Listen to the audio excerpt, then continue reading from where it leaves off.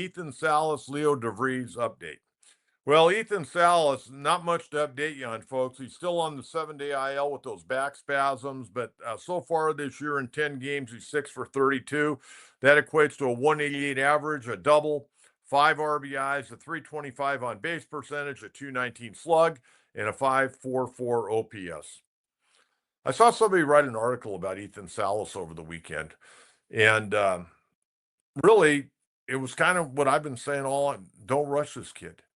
This kid's got a chance to be special. And I'm not getting off of that. I think he can catch in the big leagues right now defensively, but he can't hit at the big league level. He's having a hard time hitting in double A. He didn't do great last year in high A. I would have, like I've said, I would have repeated high A for him. Let him stay in high A. Let him, swing the bat, get some confidence, and then move him up the second half to double A. But they chose to start him off in double A. See, again, I want to see guys get promoted on performance and production, not just because they signed a big contract. I want to see guys get promoted on production. It's a game of production. You have to produce. And just because he's Ethan Salas and quite frankly, he's gone down in the overall prospect ratings the last couple of years because he hasn't hit. Defensively, the guy's great. But let him get his feet on the ground offensively and then promote him.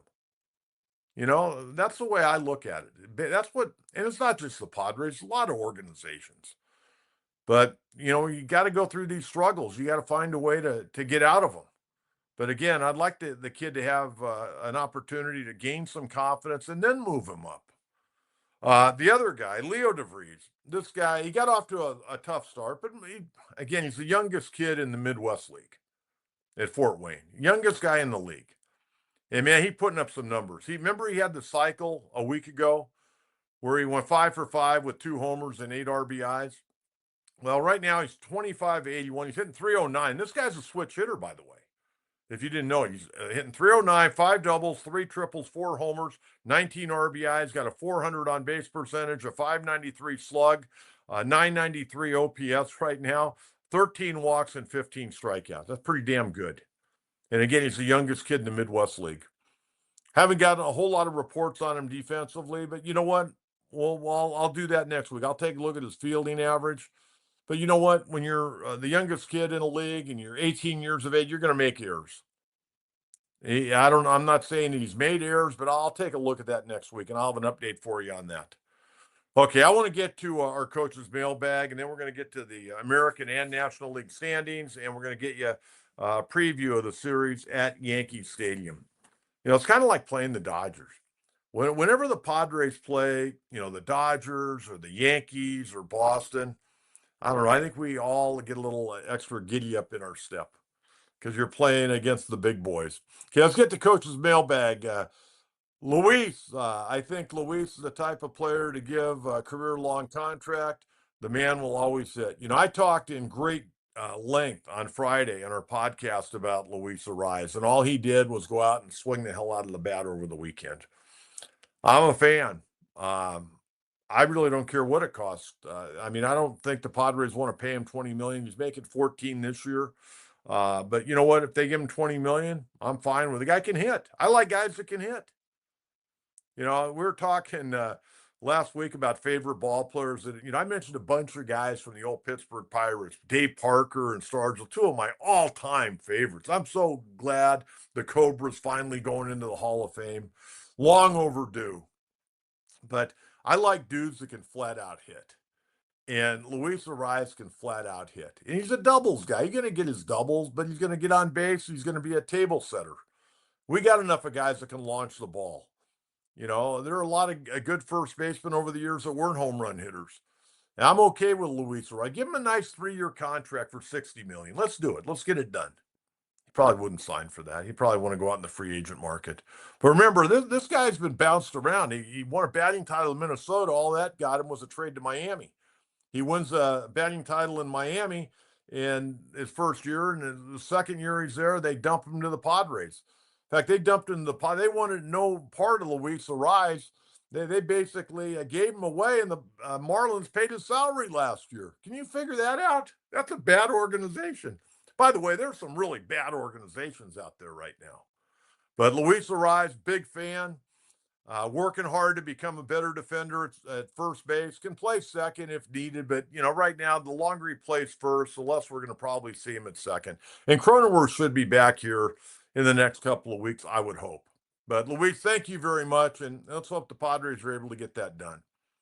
Can I just say this for a minute, and we'll get to more questions? I feel bad for the Pittsburgh Pirate fans. I've always kind of liked the Pirates franchise. They got great history of baseball in Pittsburgh. And, Manny Sanguine was another one of my favorite players, and Al Oliver. You ever see a guy hit a ball up the middle harder than Al Oliver? Holy Toledo.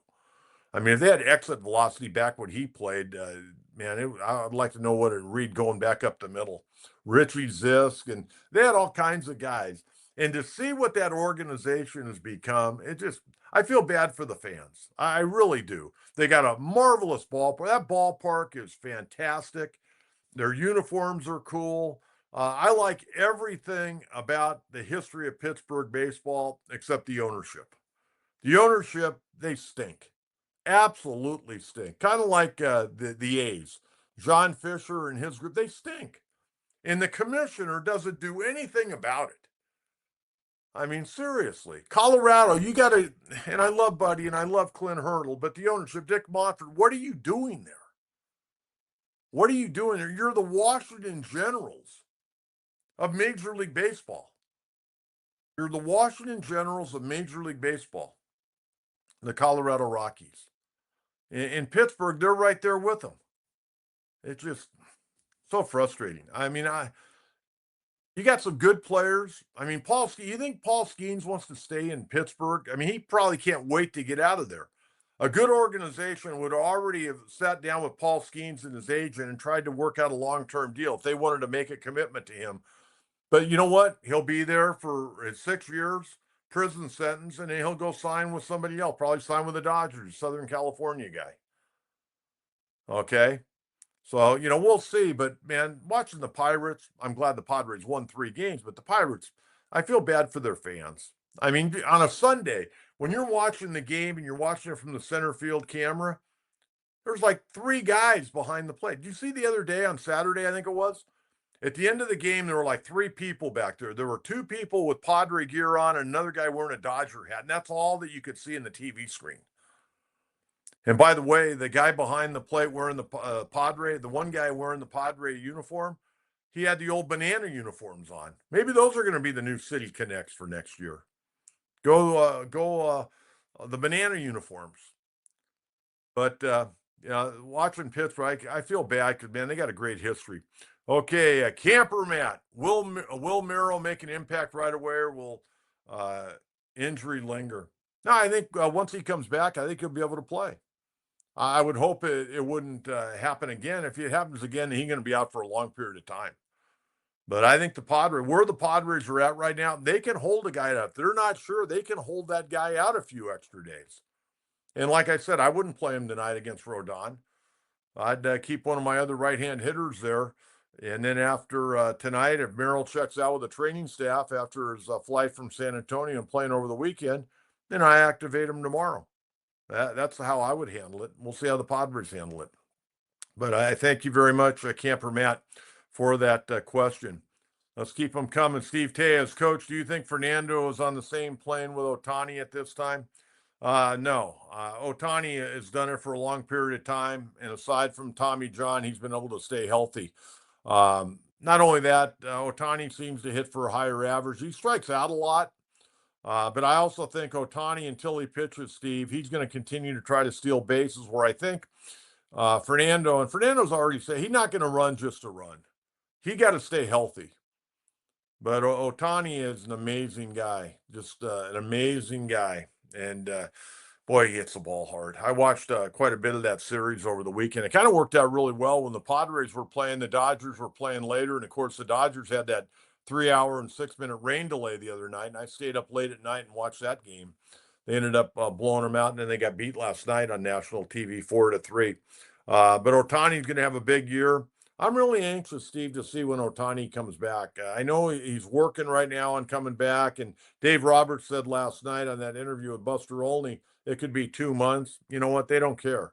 If they could get him ready, maybe in August or maybe even early September, they're not going to have the luxury of sending him down to pitch in AAA. He's going to have to, throw bullpens. He's going to have to throw simulated games at the big league level, so he won't have the ability to go down to the minor leagues and log a few innings. But I've said this even before the Dodgers signed him.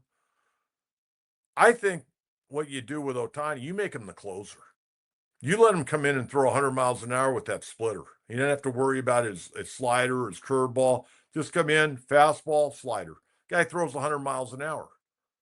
That's what I would do because appearances aren't going to hurt him. He's coming off a significant arm injury, and I don't think it was a complete Tommy John. Nobody's ever really said exactly what it was. We know he had one Tommy John, and this other one was some not quite as detailed, I think, as the Tommy John. I don't know. And we'll talk with Dylan Hernandez or somebody that covers the Dodgers when we get them on here before too long to kind of get an update. But appearances are not going to hurt him. Innings will, I think. So it'll be interesting to see how the Dodgers use him because when he comes back, he's only going to be able to throw, 3, maybe 4 innings, and then you're going to have to go to the bullpen. And the Dodgers bullpen has been used more than just about any bullpen in baseball to this point. So it'll be interesting. But Fernando's having a hell of a year right now, I'll tell you that. And you gotta stay healthy. You gotta stay healthy. Okay, let's take a look at the American League standings. We'll try to get everybody caught up after a big weekend. And I want to remind everyone, next Sunday, Mother's Day. Mother's Day. Okay, and on Friday, I'm going to ask you, and don't write in now or Wednesday. On Friday, I'm going to ask you about your mom in baseball. How much was your mom involved in your baseball career, taking you to little league practice or little league games or pressing your uniform or doing things like that? We'll celebrate Mother's Day on Friday on the podcast. Okay, let's take a look at the standing. AL East, Yankees right now at 19 and 15. They're been pretty mediocre, to be honest with you. They got off to a good start. They're struggling a little bit right now. They've lost 2 in a row, but 19 and 15, they got a 2-game lead over Boston, who's right at the 500 mark. You got Tampa Bay, 16 and 18. I'll tell you what about Tampa Bay. I like Tampa Bay. They got a bunch of guys that know how to play. They don't have any big stars, but we saw them here in San Diego. They got a good ball club, and they find a way to develop ball players. They're 16 and 18. They're 3 games back. You got Toronto, constant underachiever. They're really, I mean, Toronto's got some swag on that team, and we're going to see them before too long. But they're 16 and 18, 3 games back. Then you got the Orioles underachieving big time right now at 13 and 20. They're 5.5 games back. Then you look at the Central. AJ Hinch got a good ball club in Detroit. They're 22 and 13. They got a game and a half lead over the Guardians.